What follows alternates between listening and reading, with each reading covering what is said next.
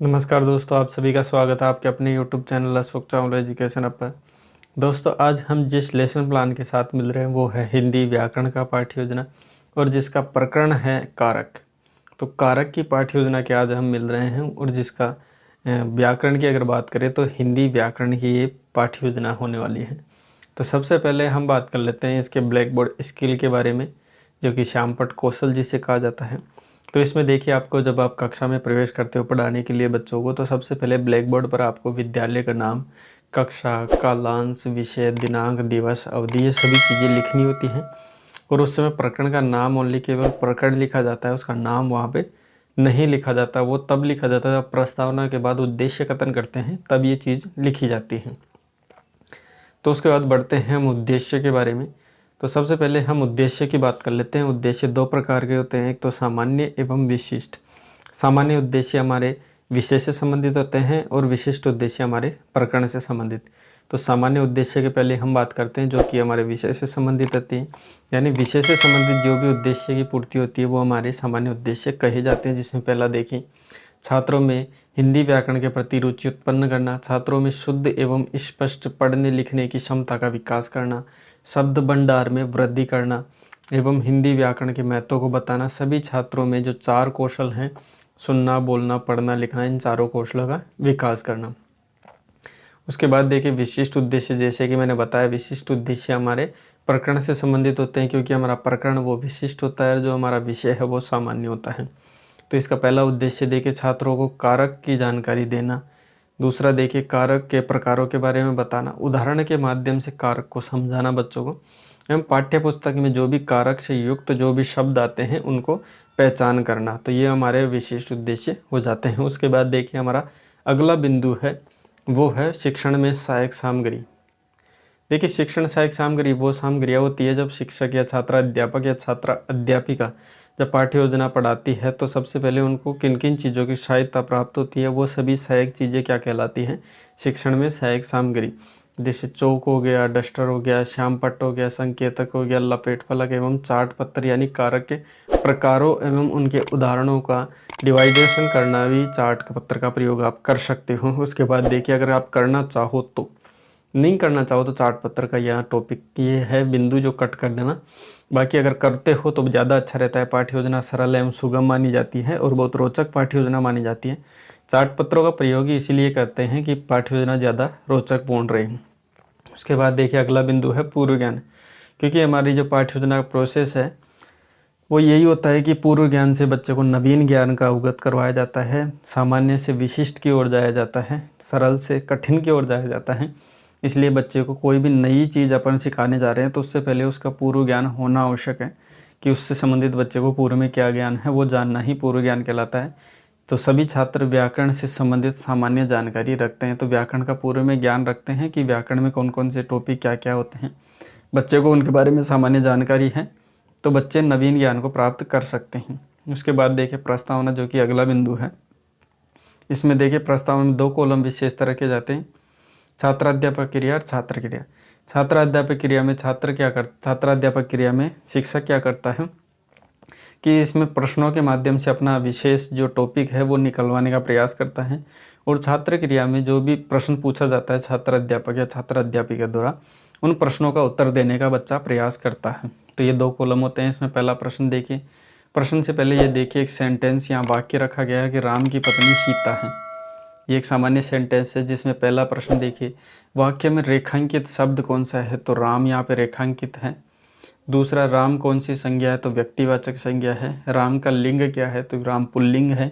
सीता का लिंग क्या है, तो सीता एक स्त्रीलिंग है। पांचवा प्रश्न देखिए, राम व सीता के मध्य का प्रयोग, ठीक है, क्या है, इसका क्या आशय तथा व्याकरण की दृष्टि से ये क्या है, तो राम और सीता यानी राम की पत्नी सीता, ठीक है। तो इसमें की का प्रयोग जो किया गया है, राम की पत्नी सीता, इसमें संबंध दर्शाता है, तो इसलिए ये एक कारक है। बच्चे इसका सामान्य जवाब दे पाएंगे, जो बच्चे जानते हैं वो देंगे भी, लेकिन जो नहीं जानते हैं उसका संभावित उत्तर दे पाएंगे। और समस्यात्मक होते हुए, जब बच्चा समस्यात्मक होता है, पूरा जवाब नहीं दे पाता है, तब छात्र अध्यापक क्या करता है, उसका उद्देश्य कथन करता है कि प्रिय छात्रों, आज हम कारक के विषय में विस्तार पूर्वक चर्चा करेंगे, क्योंकि की एक कारक है, कारक कैसा है, संबंधवाचक कारक है। यानी संबंध कारक है। तो इसके बारे में हम विशेष चर्चा करने वाले हैं। और ऐसा करते हुए ही जो कारक हमें प्रकरण खाली छोड़ा होता है ब्लैक बोर्ड पर, उस प्रकरण को इस समय लिखा जाता है जब आप उद्देश्य कथन करते हो। उसके बाद अगला बिंदु है वो है प्रस्तुतिकरण, जो कि पाठ्य योजना का सबसे महत्वपूर्ण बिंदु माना जाता है। इसमें देखिए 3 कॉलम विशेषता बनाए जाते हैं, जिसमें एक छात्र अध्यापक कथन, दूसरा छात्र कथन और तीसरा श्यामपट्ट कार्य। तो छात्र अध्यापक कथन में छात्र अध्यापक या छात्र अध्यापिका संपूर्ण विषय वस्तु बच्चों को सामने प्रस्तुत करती है, बताती है बच्चों को।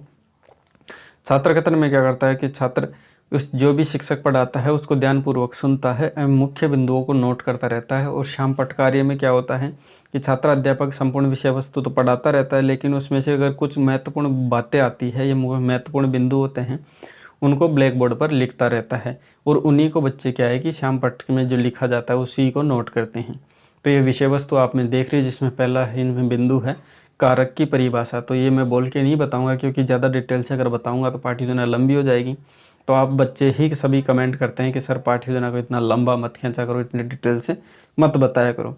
हालांकि कई बच्चे इसके अपोजिट भी बोलते हैं कि सर आप पाठ्य योजना को थोड़ा डिटेल से बताया करो, ताकि हमें बच्चों को समझाने में ईजी रहे, आसानी रहे।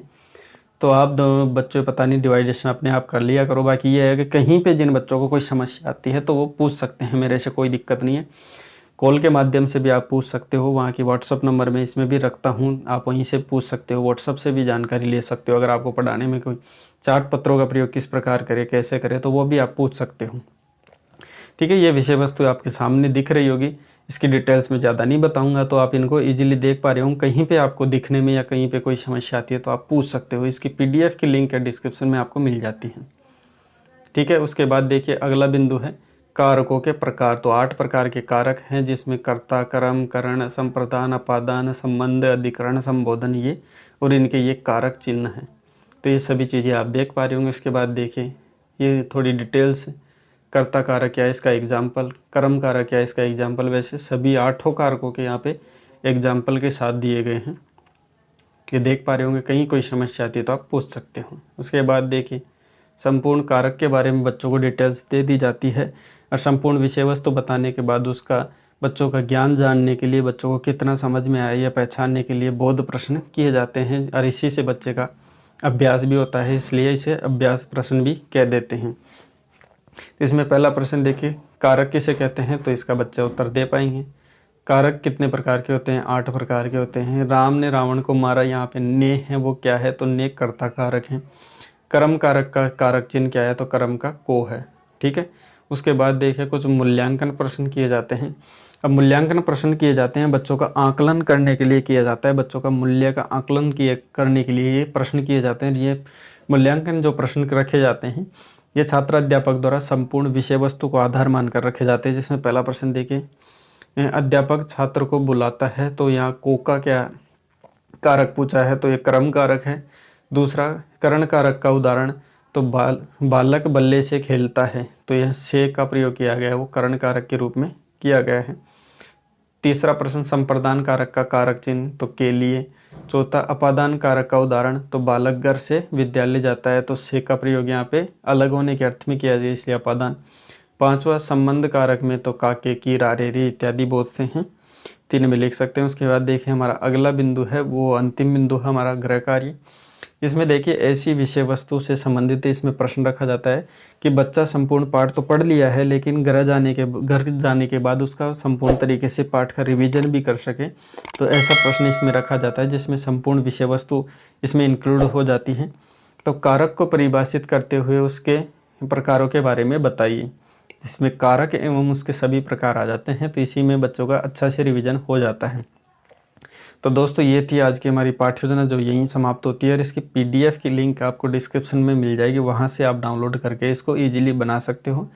देखिए दोस्तों हमारे चैनल पर प्लेलिस्ट के माध्यम से आप चैनल पे जाओगे तो प्लेलिस्ट में देखोगे तो वहाँ पे बहुत से सब्जेक्टों के माध्यम से लेसन प्लान अपलोड है, और उसमें बहुत से टॉपिक आपको देखने को मिल जाएंगे। अगर फिर भी आपको कोई टॉपिक अगर नहीं मिलता आपके से संबंधित, तो ये हमारे व्हाट्सअप नंबर है, यहाँ पे व्हाट्सअप नंबर पर आप विषय वस्तु भेजकर उसके नेक्स्ट डे हम वीडियो आपको अपलोड प्रोवाइड करवा देते हैं। बाकी हमारा चैनल है, आपने बिना कहे सब्सक्राइब कर दिया होगा, इसको लाइक आप करके जाइएगा। तो दोस्तों आज के लिए बस इतना ही, मिलते हैं नेक्स्ट अगली रोचक पाठ्य योजना के साथ। वीडियो देखने के लिए आपका बहुत बहुत धन्यवाद।